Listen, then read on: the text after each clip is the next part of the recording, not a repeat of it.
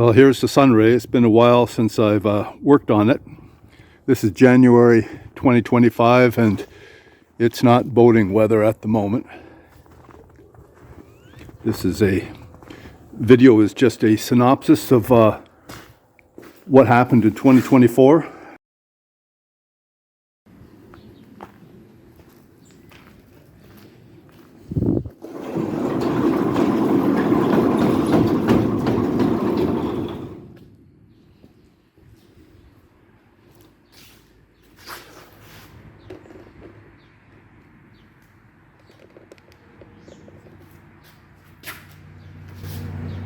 Okay, I haven't worked on the SunRay for a while. Other things have taken precedence.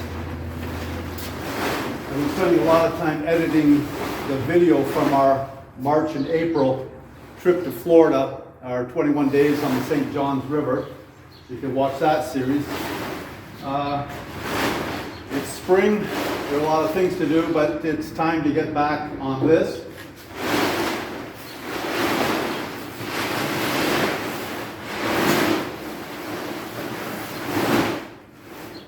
If you've seen the other videos, you know that I have gutted it and replaced the transom and the stringers in the floor. The next step's a messy, uncomfortable one. I have to spend a few hours trimming back, grinding, sanding, all the fiberglass work that I did. So I'm going to get to that.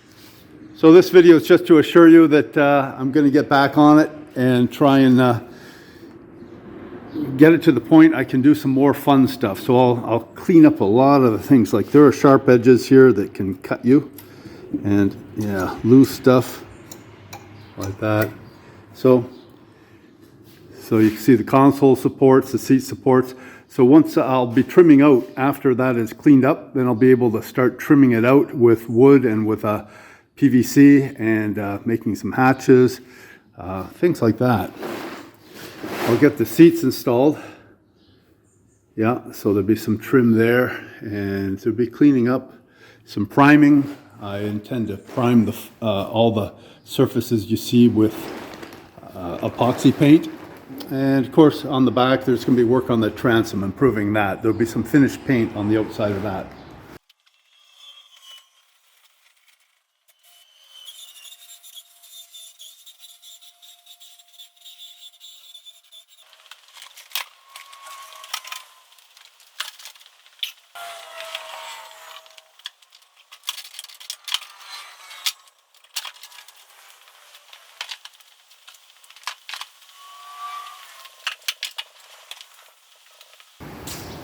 Okay, I'm starting to remember why I've delayed this job.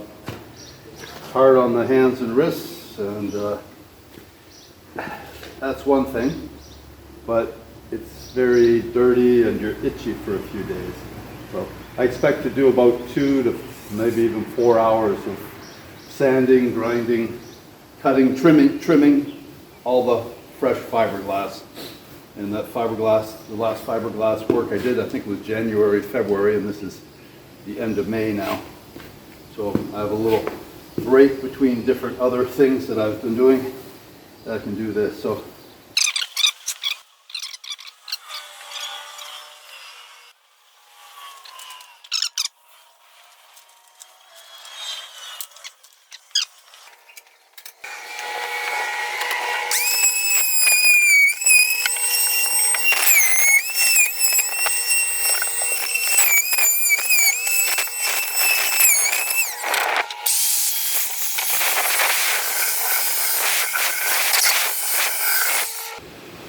it started to rain. I'm not sure what I look like. I'm probably very dusty.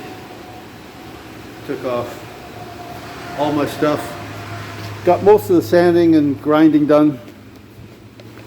You can see my boots. They're all white.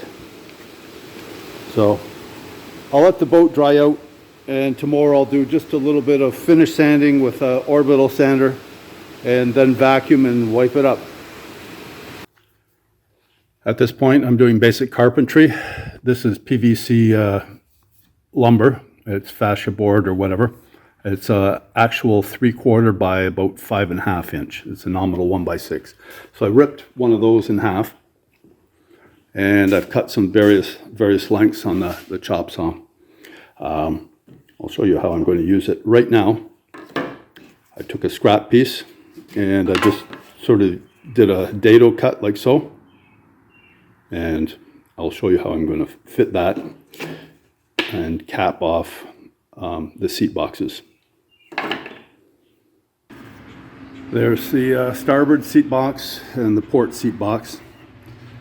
This channel, or this dado cut, is just my gauge piece, and it fits right on there. It's got a lip here to help retain it on this side. It's got thickness on this side. This is just a scrap piece, but it's a 3/4 inch overhang, because that will be there. These two will be screwed together. Then in turn, this piece will be screwed to the plywood, and it will go all around the exterior. On the inside here, there has to be a piece here. This will take a different dadoed width, and there will be a piece attached to this inner part here too. And those two pieces will sit here. There will be a fill-in. I'll rabbet them out 90 thou, and a fill-in piece here of FRP, fiberglass reinforced plastic panel, will go across here. These seats have been mounted to some plywood, and the plywood's been thoroughly coated with epoxy. It's been screwed to the back of the seats. They are fixed in place, so will no longer recline or anything like that, but they will be hinged at the front right to here. So the seats will raise like so for access to the box. And I'll have something on the bottom that helps register it to the external, to the outside. It will key in, actually to the inside, it will key into the box on the inside. I may or may not put a latch at the back. We'll see if that's necessary. So now to perform carpentry magic with PVC trim board. Okay, here we are back at the SunRay. I've been off the project for some months. It's September now. I can get back into this. I did some fussy fitting here of PVC bits to the tops of this seat structure. So on this side you can see it's the plywood foam and fiberglass in and out. And these pieces I've cut on the table saw. I've ripped channels in. I've used a router, I think, as well, a hand plane to smooth some of the edges. I pre-drilled and screwed. You can see some pre-drilled holes there. That's where those will be attached through into the plywood. And I'll be laying down heavy beads of polyurethane adhesive on the tops and the sides, and bed them down. So for these are just laying here as well. They snap into place. I'm quite pleased with how they fit. There's a section there that will be filled in. Because of the width, I'm going to have to take two narrower pieces and lay them in. I'll just use a shiplap joint, just a simple joint, and that will cover that. These are scraps of plywood then. I've encapsulated them with epoxy. There's about 130, 140 grams of epoxy here. And these will be, you can see I just put finishing nails in them so that I can set them down. They've been sitting here for a day. So next thing is to glue and screw these in place. They will support the covers for some of the access storage areas.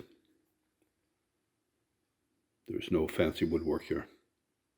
These oddly shaped pieces are actually cut and shaped exactly to fit and make the ledge for those two covers to sit on. The covers fit loosely in place, and the finger hole is for lifting them out. Seat cushions go over top all of this.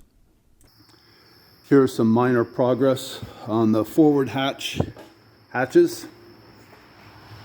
And you can see there, you can see here, this is all just roughly, I'll say mudded with some filler. That's got to be sanded. On this one, I had to use some filler to try and keep it from rocking. This was not all on the same plane, this little area here. But I built up a little bit of a framework there, and that fits in like so. So we'll sand that. Same there. That one went well. The framework's just fine. I just filled in around some rough edges. This is the old original fiberglass that was rotten, and I had cut it back to where it wasn't rotten mostly. This area here, and of course these sides, those are all of course new, and they extend under here, but that's all been glassed in with the floor and so on. They didn't have any storage under here before, so I fit this. That's just some PVC lumber. We have additional storage under there, and I put those side areas there just as stops, and I'm not going to bother with a latch or anything. It's not 100% watertight or anything like that, but it's just a little extra storage area. And you see there's an access hole there for, I guess it's just to get at the nut for the anchor eye here. So that's the status of that. We'll do some sanding. There'll be more filling and so on.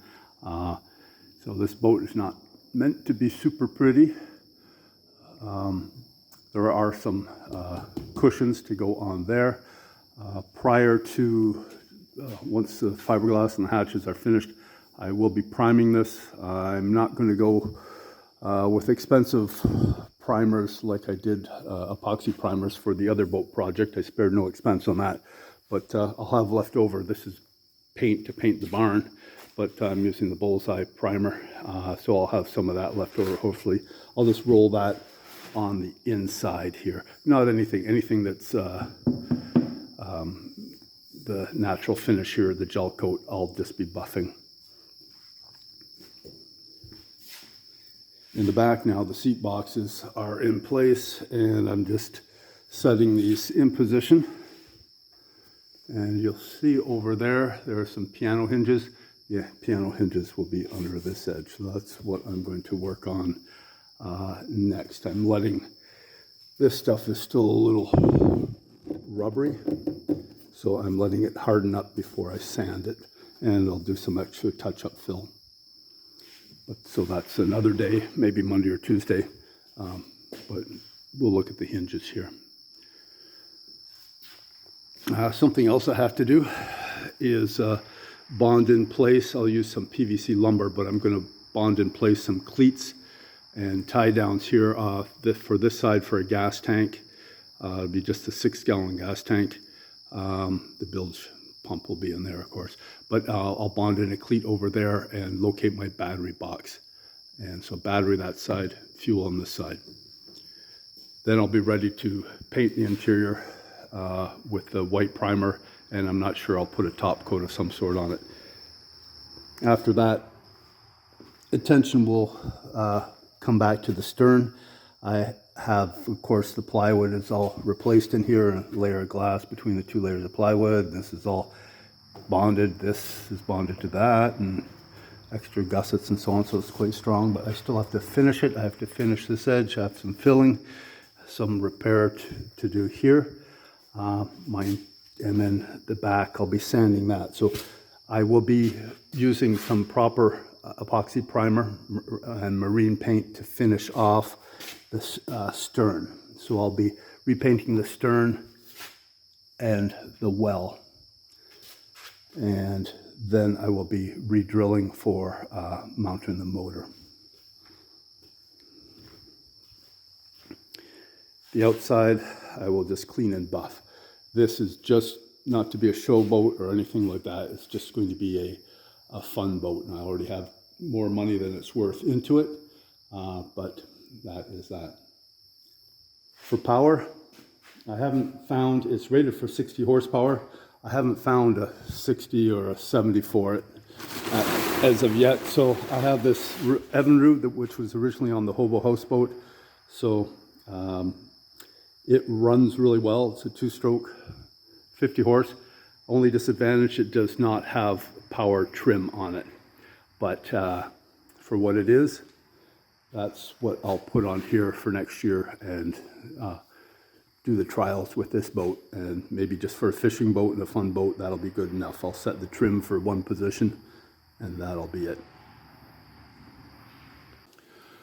I've got the seats hinged. This one's down, that one's in the up position. That wasn't too hard to fasten the hinges. They're stainless steel piano hinges, hinged at the front and secured. Right here, I'll show you something that I'm doing here to help key in when they're in the down position. I've got this piece here that keys into this area here. It relieves stress on the front hinge when you're in the water and this thing's going bam, bam, bam, back and forth. This is, you know, so it's sort of beveled.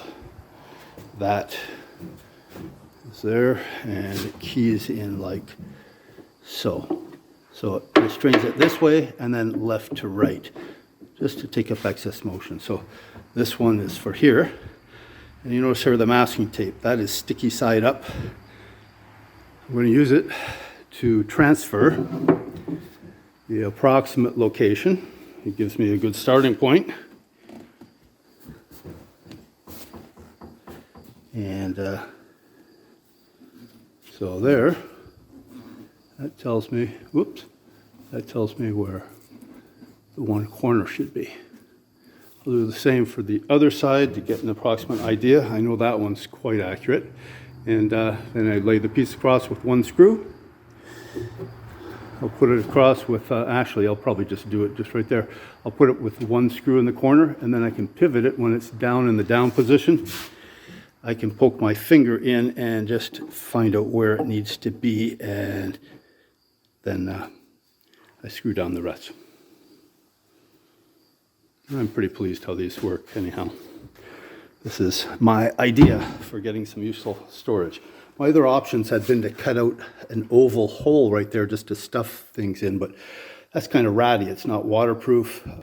This is a lot nicer way to do things.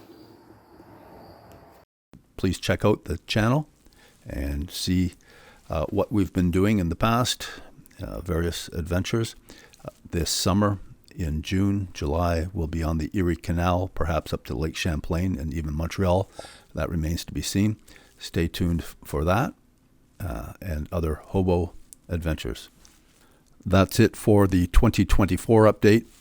In 2025, I really hope I can get the interior primed, the bits and pieces put in, get the transom exterior fixed up, the motor mounted. I can do the rewiring of the boat, cables, everything installed, and maybe this summer, late summer, I'll have this thing in the water.